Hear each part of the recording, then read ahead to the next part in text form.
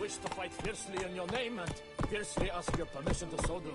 My permission? That's it.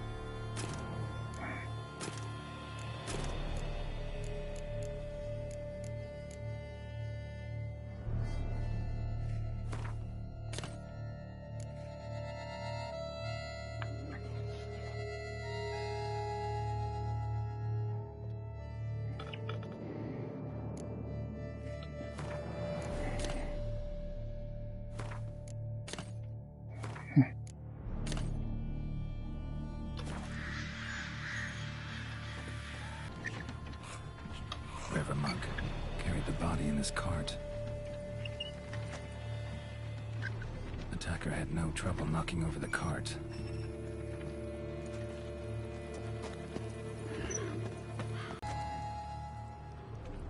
Throat torn open by man-like jaws. Man-like, except for long fangs. Massacred by a vampire.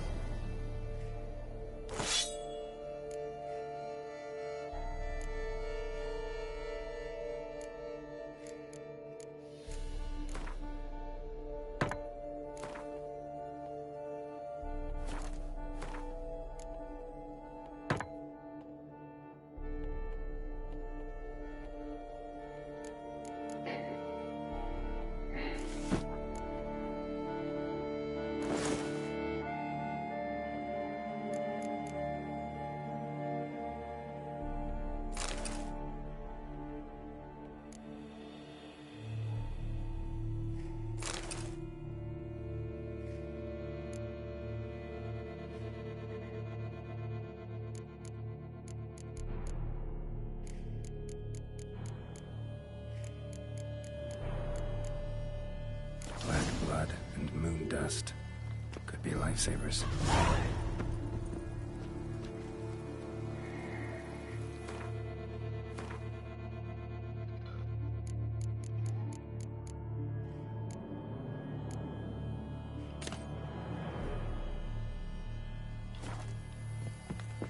Footprints.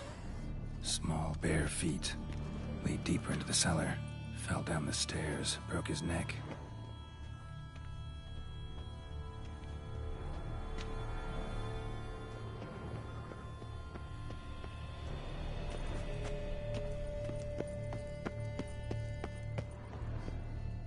Hurled against the wall with great force.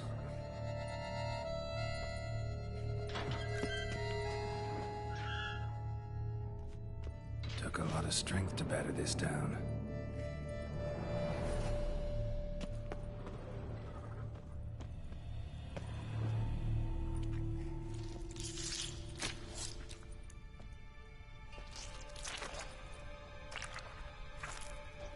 You. Saw you at the inn.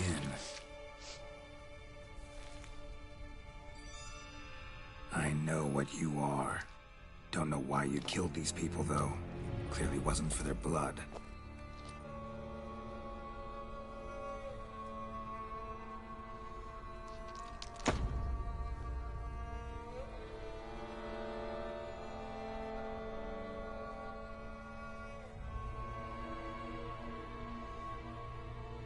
We don't have to fight.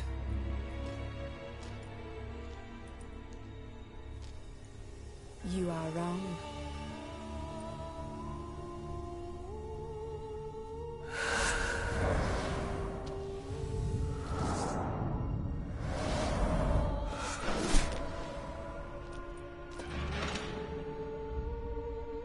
I cannot let you leave.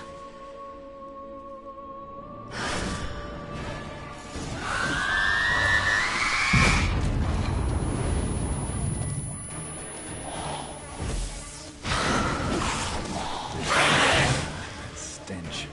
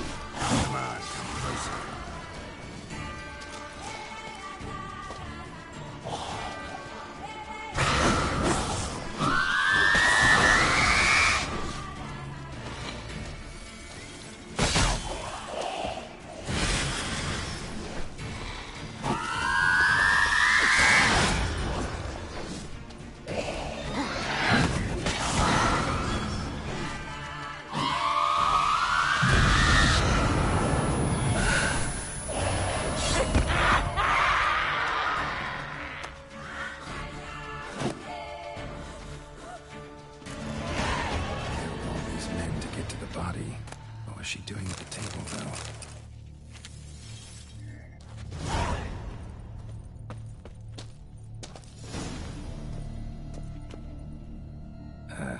Stinks. Waterlogged. Both hands amputated. Body was quartered just as I thought.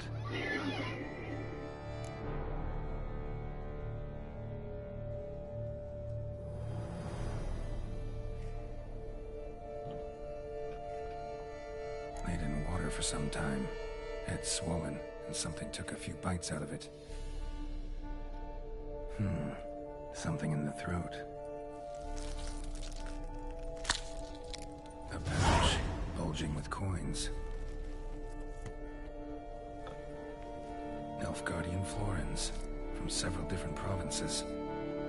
If the murderer did this, it means we're dealing with a sentient, thinking beast.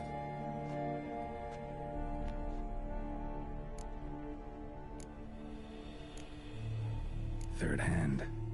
A spare? Except it's clearly not the victim's. Guardsmen must have not noticed it as they picked everything up. How's this possible? Still warm. Blood still flowing? Several monster species can regenerate. Never heard of that happening to their severed limbs, though. Or of their limbs seeming completely alive after so much time. Examine the tissue more closely later. Might learn something.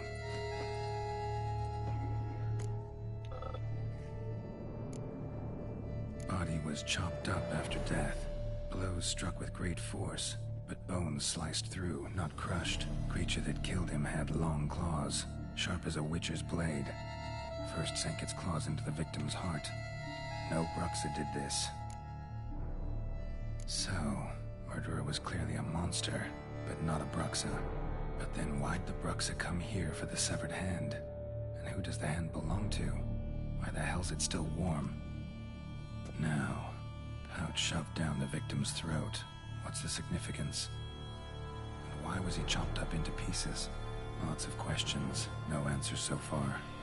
Need to know about the other victims. I'll ask Palmerin to get me in to see the Duchess.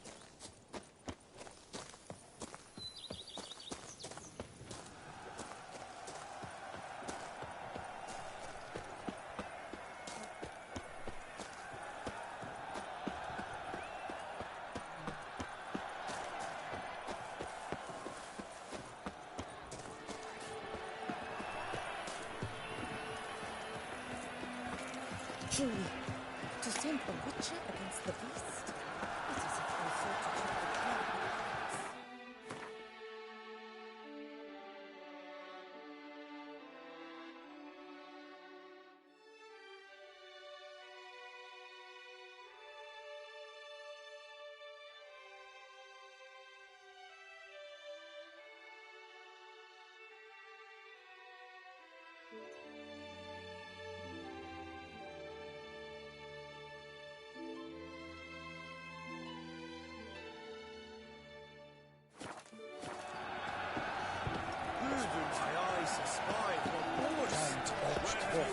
So horrid.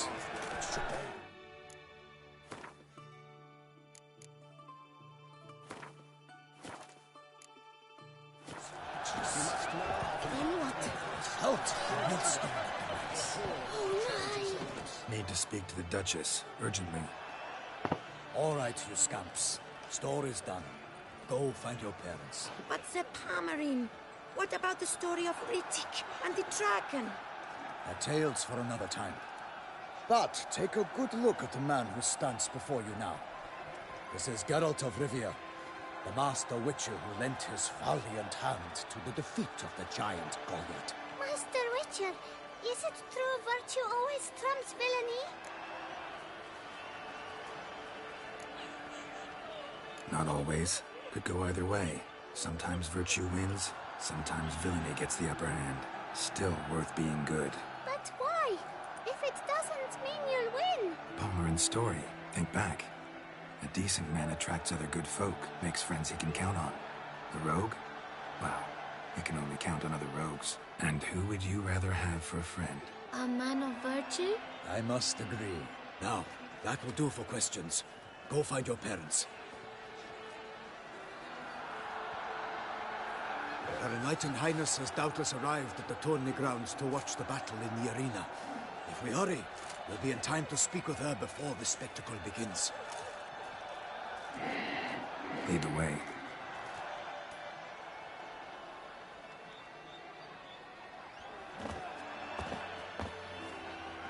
Who's fighting? Nilfgaardian gladiators? Close, but not quite. As you will soon see. Someone's gonna fight a Shaelmaar? With some bells on its tail to confuse it, slow it down? Whatever is the problem? The beast is a gift from the Emperor, no less.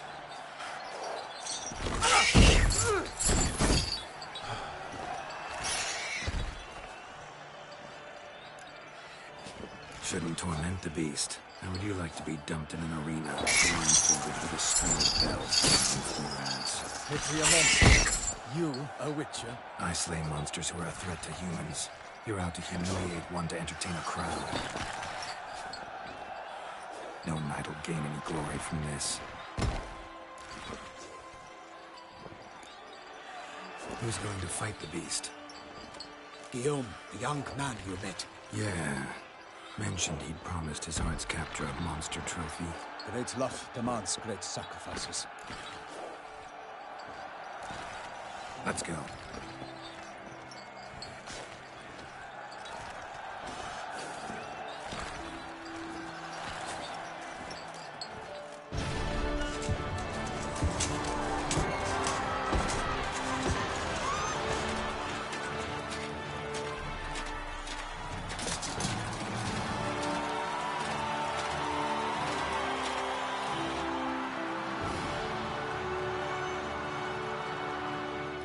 I dedicate my imminent victory to fair Lady Vivian.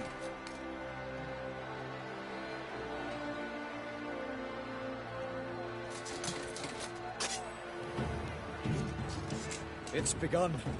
The fight shall have to end first. We must wait.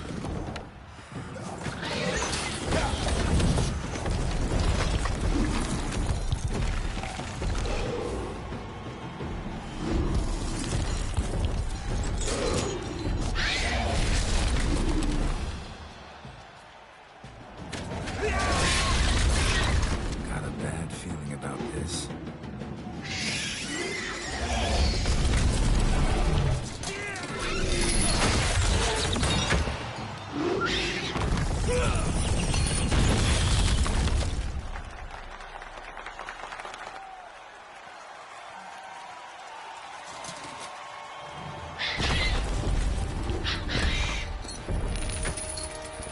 Damn it.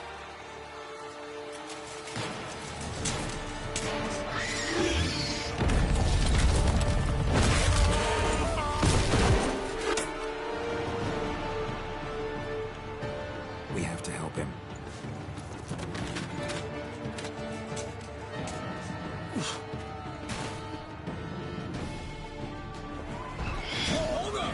Onward! Gotta keep it down. Can't tell where we are when he hears us. Alas, the beast heaved its foul girth, let loose a roar, and knocked it to earth. How can the Witcher, in one mighty bound, to give fight to the beast, its plans confound? Out with flame, and thus the Witcher's life was snubbed. All our hopes, alas, had turned to dust.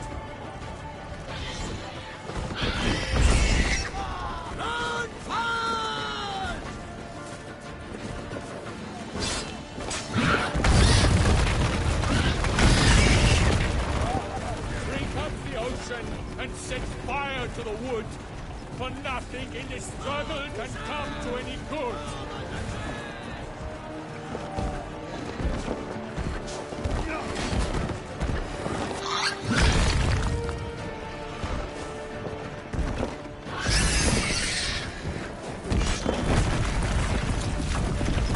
The knots have found of Valor and Kingdom.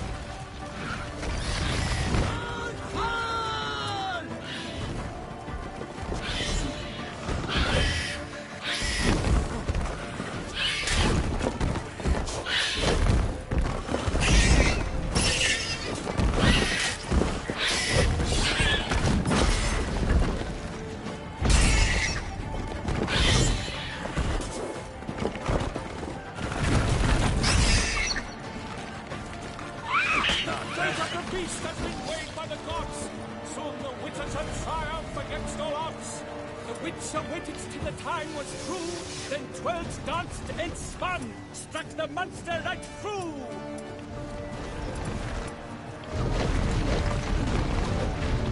Alas, Permarin lies prostrate. He has breathed his last breath. Avenge, ye Witcher! Fight bravely unto death! Like a bow who leaves.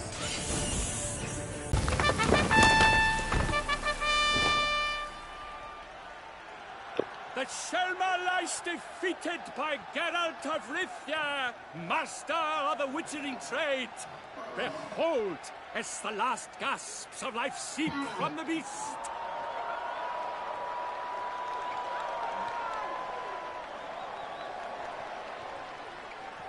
Master Geralt, do what you must. Finish the deed!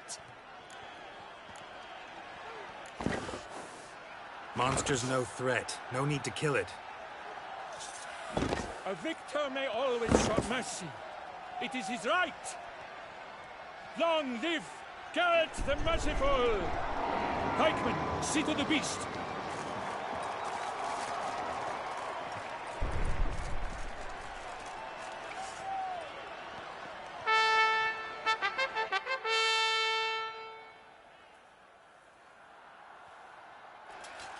Forgive me. I am not as nimble as in my younger years. You fought bravely. Thanks for your help.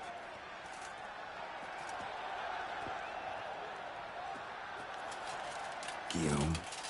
The lad came damned close to dying. I'm fine. Not hurt at all. Vivian? Smile as befits a hero and keep silent. Speech clearly pains you. She approaches.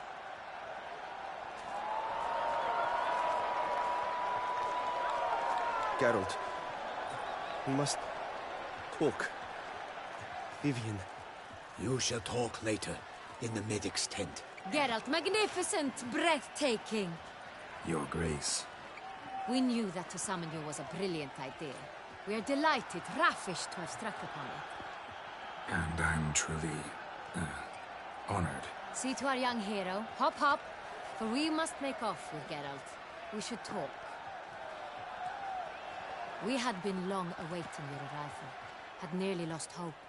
Then suddenly, that entrance, so spectacular. Your Grace, my contract.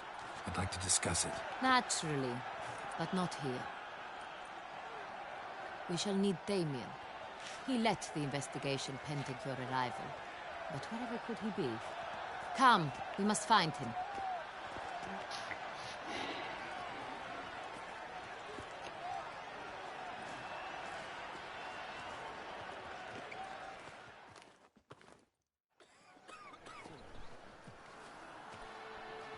Tell us, have you come alone? Or did Viscount Julian accompany you? Wish to see Dandelion, Your Grace? Yes. I mean, no. Yes. But solely to tell him we regret. Yes, deeply regret rescinding the death sentence we so justly handed down upon him. If we could turn back time, we would make certain he sat in a tower till he rotted. No, we would ensure he was broken on the wheel, then drawn, hanged, and quartered.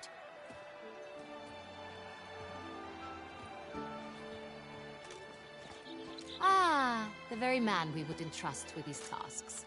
Damien de la Tour, captain of my personal guard.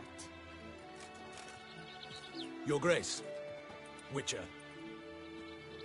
Greetings.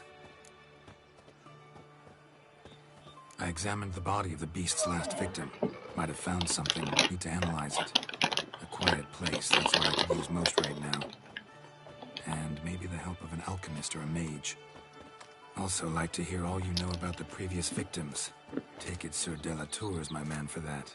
Firstly, call me Damien, please. Secondly, you should know I spoke against summoning you here. I've heard much about you. You bring trouble, or thus far have, always. And we've enough trouble as it is. Yet we are capable of defeating the beast on our own, without an outsider's help. I've no doubt about it.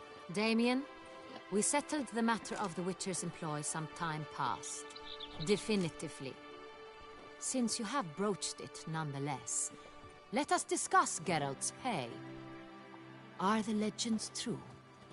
Do Witchers usually demand that which you find at home, yet did not escape?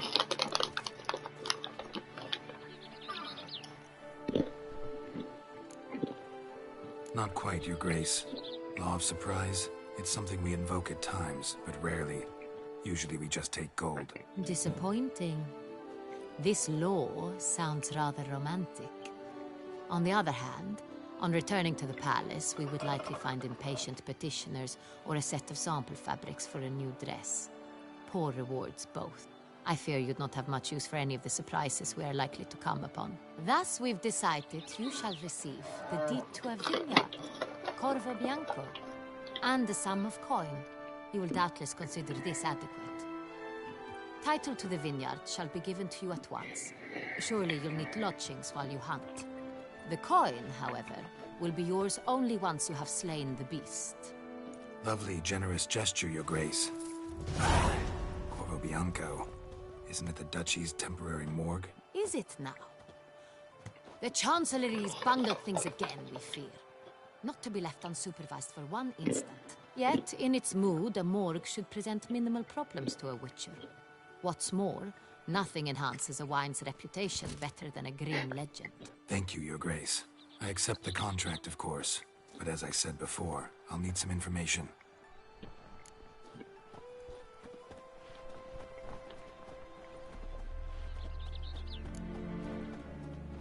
Second murder. Tell me what you know. In the city, there are certain nooks. No one reasonable ventures there after dark. Ramon Dulac's corpse was found in one such place. With the first murder, terror gripped the city. Its inhabitants grew wary, kept to safe areas. Consequently, news of the second victim came to us from a group of concerned cut-purses. Criminals fear the beast? Telling in a way. Take it you've excluded the possibility that Ramon died at the hands of these bandits. Do you believe me an amateur? Not hands, but claws killed Ramon Dulac. The wound was deep, clean.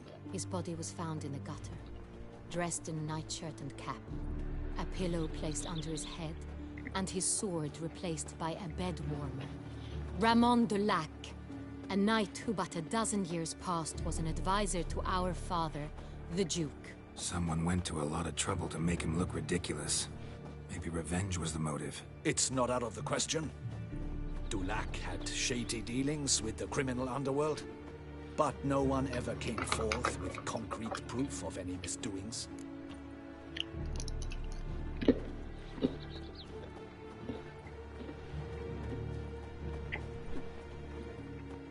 How'd it start? Who was the first victim? Crespi was the first to die. He was famed once for his many glorious tournament victories. Then he grew old, hung up his sword, and took to winemaking. Crespi was not loved by the wine merchants. He was ruthless in business and thought to cheat many a time. He asked us for a dispensation from all court ceremonies. We did not grant it. We could not. Once you've taken the oath of a knight, you remain a knight till death. How'd he die? Where'd they find the body? Quite unusual, the circumstance. He was at a feast when suddenly one of his fellow feast-goers noticed he was missing. The town watch found him an hour later. On his hands and knees, propped against the town pillory, his sword hanging from his neck. He had died of wounds inflicted with claws, not a weapon. Blows of great force. So he died suddenly, but the body was on its knees, meaning someone posed it. So it seems.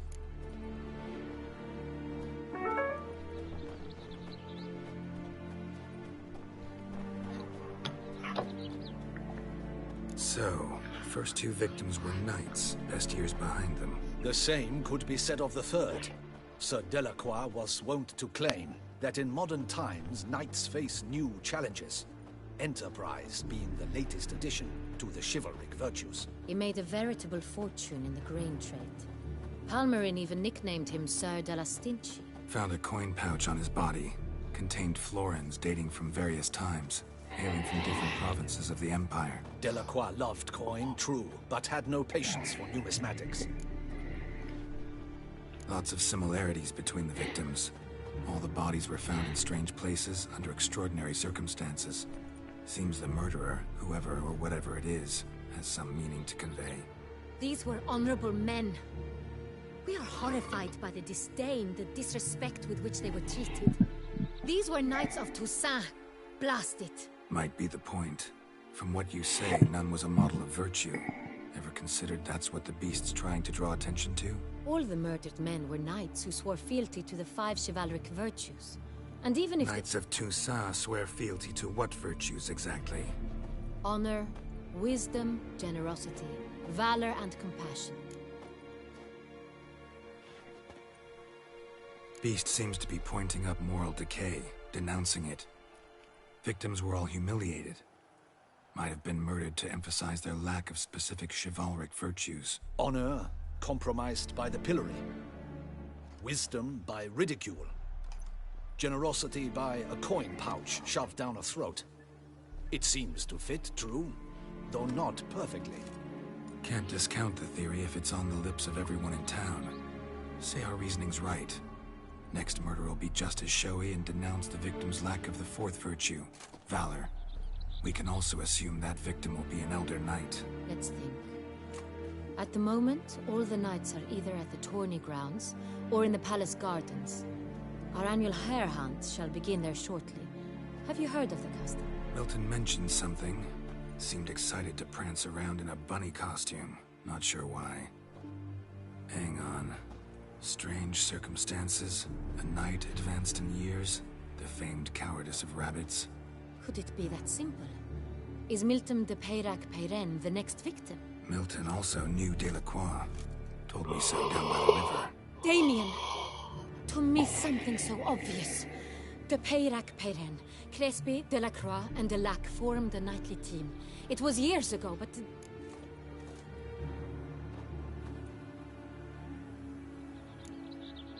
They were a team? They were close friends, tightly knit, and as such, earned the trust of our father, the Duke. We often witnessed him turn to them with delicate matters. Later, their paths diverged. Unlikely to be a coincidence. Beast must know it too. It's a lead, I'm sure. Your Grace, we need to find Milton, immediately. Rather problematic. You see, the garden entertainments are due to start, and he's disguised as the Hare, hiding somewhere, waiting for some tipsy courtiers to find him.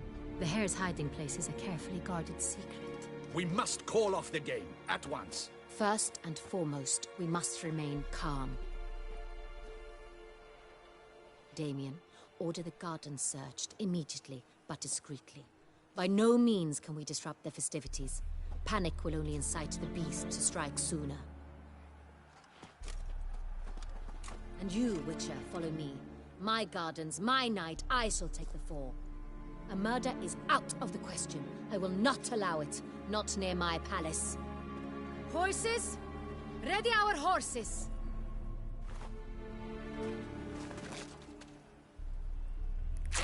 Your Grace!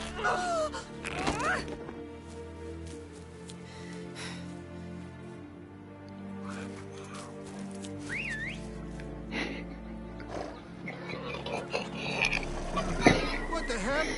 Why, I should... Your Highness, Mind it doesn't get wrinkled. Onward!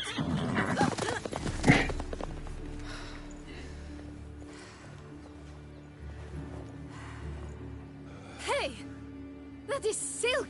Be careful! Give it to me!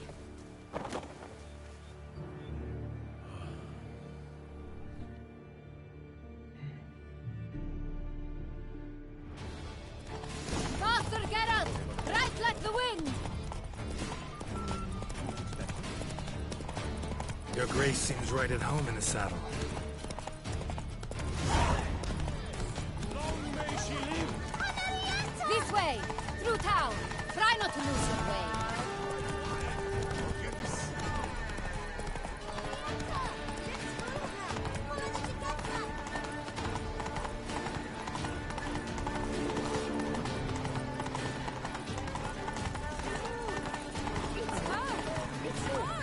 Clear a path! Clear the way, I said! If this part of the game...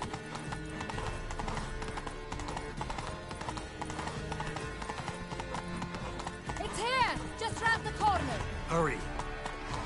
We must go to where the game is being held. The participants must find a unicorn's horn, a golden fish, and a phoenix egg. With these in hand, they can have to break the rules. Knight, bluff, and wine council, no half.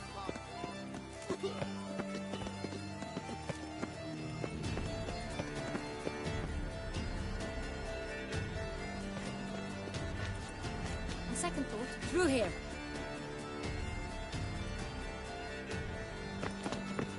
I shall show you where the hunt plays out. Then we will split up. You will get hold of the unicorn horn and the golden fish. But I nab the phoenix egg. That will be quickest.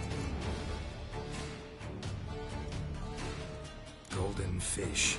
Do I need a rod or a net? Please, Geralt. It's not a real fish. Look there, towards the water. See the lights? The hunters are trying to hook the fish from boats. You must simply dive in and find it. The unicorn. How do I catch it? It's terribly skittish, true, but I'm sure you will find a way to earn its trust. Turns around, over there, look. The golden fish and the horn both contain things or clues that will help us find Milton. Once you have fish and horn, find me among the other Phoenix Egg hunters. All clear? Then let's get to it.